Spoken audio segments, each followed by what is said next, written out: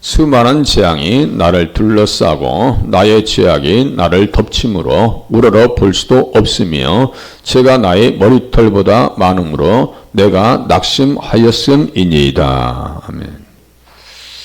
다시요. 시편의 나라고 하는 것은 근본적으로는 예수님이고 표면적으로는 예수님입니다. 표면적으로는 다윗이다. 그러다 보니까 이런 관계를 모르면 그냥 처음에 읽을 때는 다윗밖에 생각이 안 나요. 아, 다윗이 지금 회개하고 있는가 보다. 그게 아니고 지금 회개시는 아니에요. 지금 38장 39장이 회개시지. 회개시 하면서도 동시에 예수님의 죄 때문에 당하는 고난도 다 보입니다. 그러니까 복음 중에 복음은 예수 구원하신다고요. 어떻게 해요?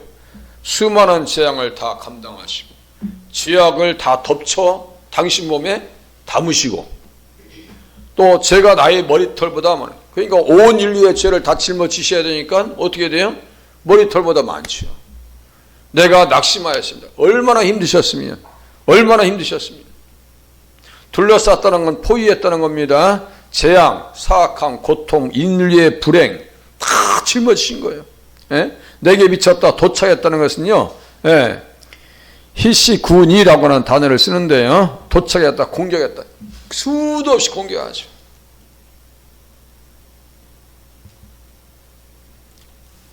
죄악, 불법, 나의 죄악이 불법이죠. 예. 머리털보다 많다. 그래서 하늘을 내가 우러러볼 수 없다. 아버지를 볼 수 없다. 이거예요. 그래서 수많은 재앙이 나를 에워쌌다는 것은 홍수처럼 그를 에워쌌다는 겁니다. 시편 18장 4절을 보라고 이렇게 써 있어요. 이는 백성의 보증인이자 구원자로서 그에게 가해진 형벌의 재앙입니다. 우리를 구원하시기 위해서, 우리의 영혼을 부활을 보증해 주시기 위해서, 우리를 살려주기 위해서 사망의 줄인 나를 얽고 불의의 창수가 나를 두렵게 했다 그랬어요. 여기에 보니까 불의의 창수라고 할 때 불의가 여기 보니까 벨리알이라고 써있네요. 벨리알. 그리스도와 벨리알이 어찌 조화되며 믿는 자와 믿지 않는 자가 어떻게 상관하며 이거예요. 벨리알은 게 마귀입니다. 마귀. 사탄의 공격이 예수님 몸에 다 지금 들어와 있다는 거예요.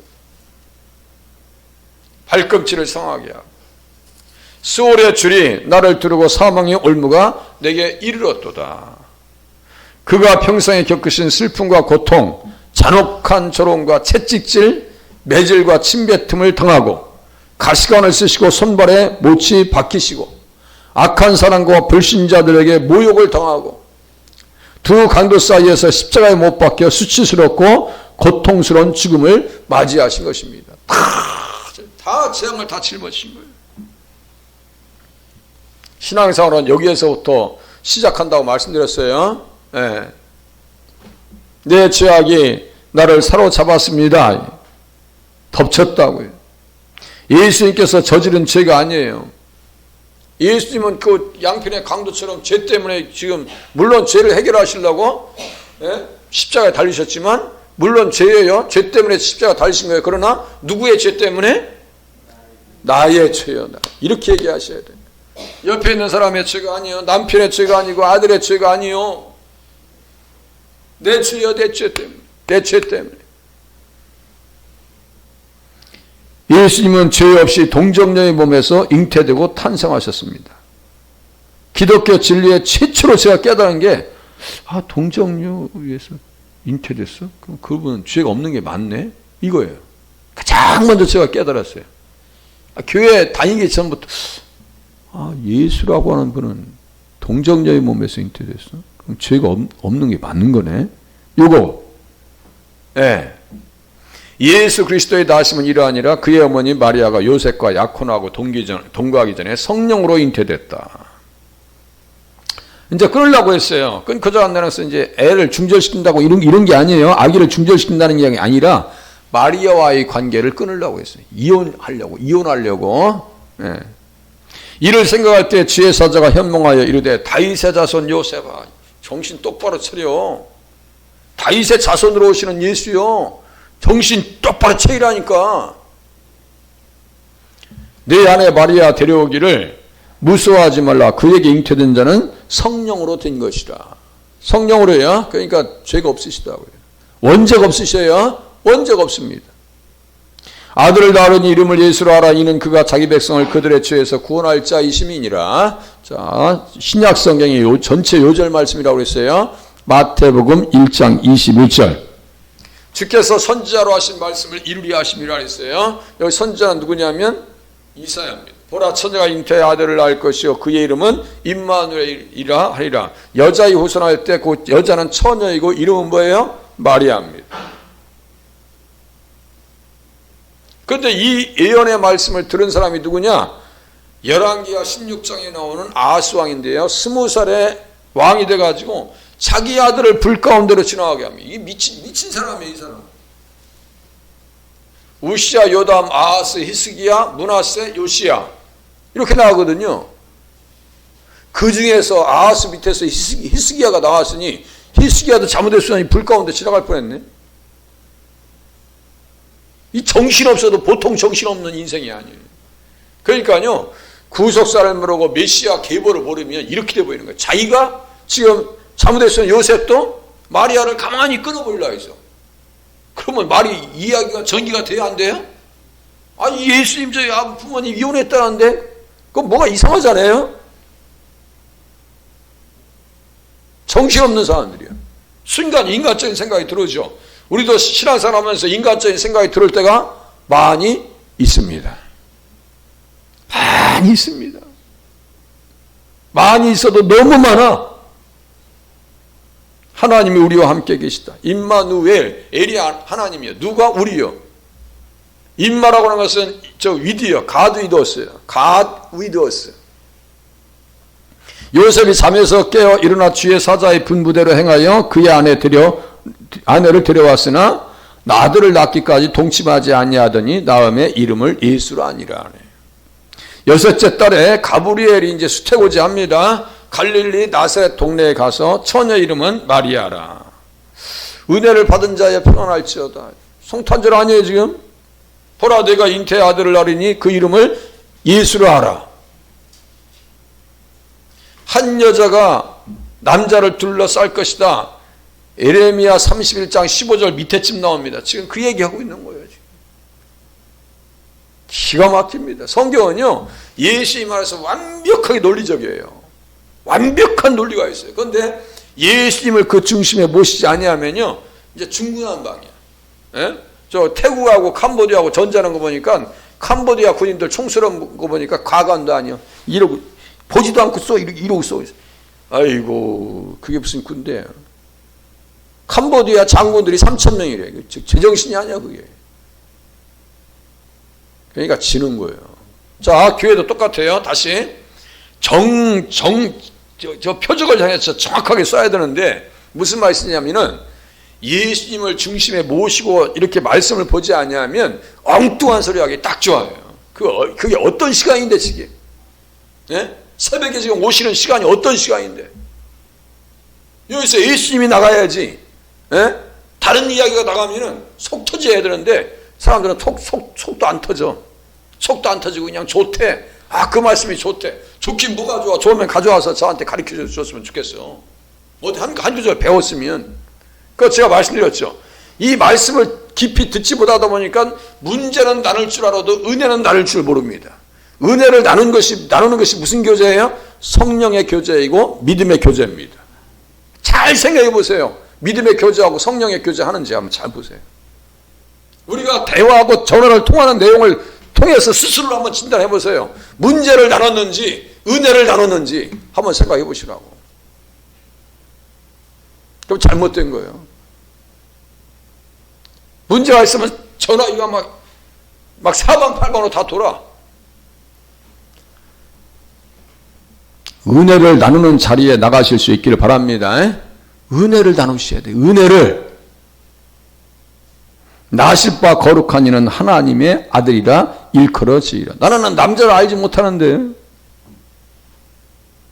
내 죄악이 나를 사로잡았습니다. 예수님께서 저지른 죄가 아닙니다. 그는 원죄도 없으시고요. 아담의 원죄를 타고나지 않으셨어요? 자범죄도 없으십니다. 자범죄는 뭐예요? 스스로 짓는 죄예요. 그 숨은 허물, 숨은 죄도 없어요. 죄도 없어요. 죄가 없으시다고. 하나님의 죄를 알지도 못하신 이를 우리를 대신하여 죄로 삼으셨으니까 수많은 재앙이 예수님을 둘러싸고 나의 죄악이 나를 덮쳤다 그랬어요. 다 예수님이 다 감당하신 거예요. 다 짊어지신 거예요. 보라, 세상 죄를 지고 가는 하나님의 어린 양이다. 요한복음 1장 29절이야. 그게 느껴지니까 세례 요한은요, 죽을 똥 살 똥 그냥 물불을 가리지 않냐고 주의를 하는 거예요. 주의를 하는 거예요. 죄로 삼으신 것은 우리로 하여금 그 안에서 하나님의 의가 되게 하려 하심이라.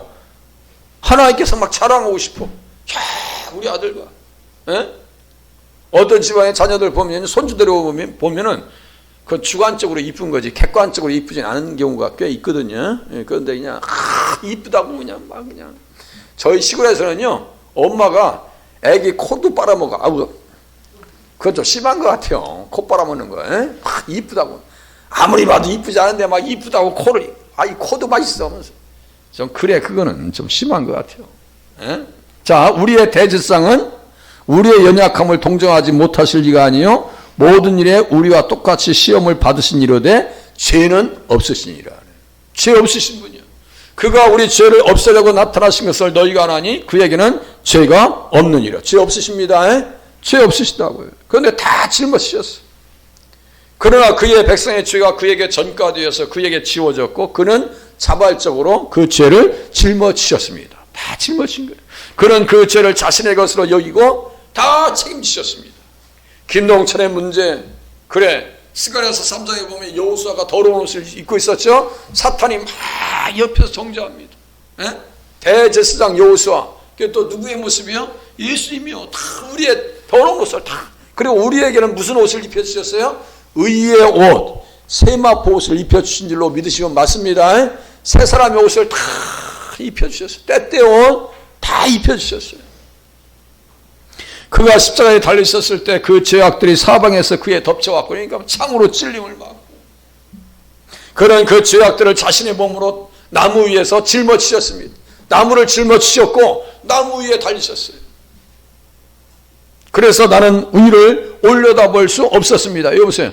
우러러 볼 수도 없으며 부끄러워. 다 짊어지셨기 때문에 다 우러러 볼 수 없습니다. 그러니까 하나님께서도 버리십니다.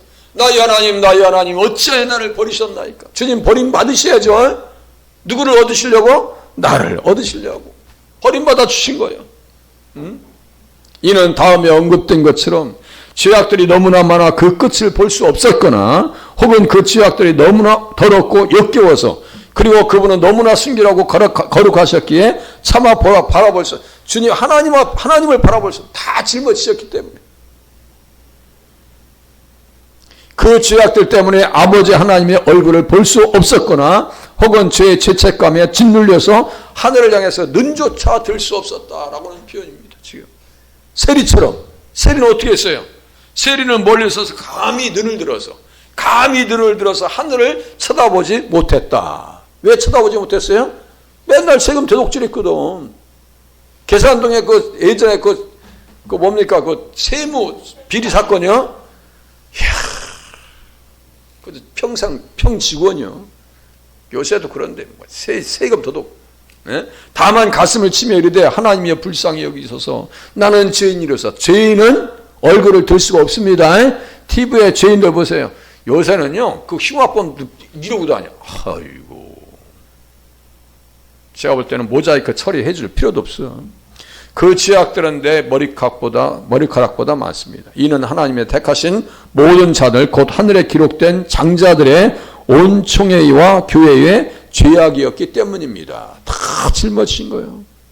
우리는 양 같아서 그렇게 행하여 각기 제 길로 갔거늘 여호와께서는 우리 모두의 죄악을 그에게 담당시키셨도다. 시편 22장 14절을 봐야 되겠군요. 또 성령님의 도움, 하나님의 도우심을 힘입어서 실패하지도 않으셨고 낙심하지 않으셨습니다. 이 보세요. 나는 물같이 쏟아졌으며 내 보든뼈는 어그러졌으며 내 마음은 밀랍 같아서 내 속에서 녹았습니다. 그 하나님께서 도우셨어요. 그렇지만 그런 쇠하지 아니하며 낙담하지 아니하고 세상의 정의를 세우게 이르리니 섬들이 그 교훈을 앙망하리라. 이 섬들이 누굴까요? 이방인입니다. 우리들의요 그 교훈이라고 하는 것은 정확하게 교훈이 토라입니다.